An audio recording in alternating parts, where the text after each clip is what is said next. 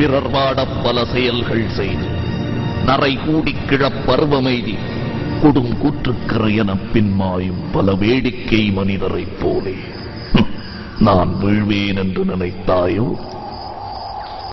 நின்னை சில வரங்கள் கேட்பேன், அவை நேரே இந்தனக்குத் தருவாய் என்றன் முன்னை தீயவினை பயன்கள் இன்னும் மூளாதழிந்திடல் வேண்டும்.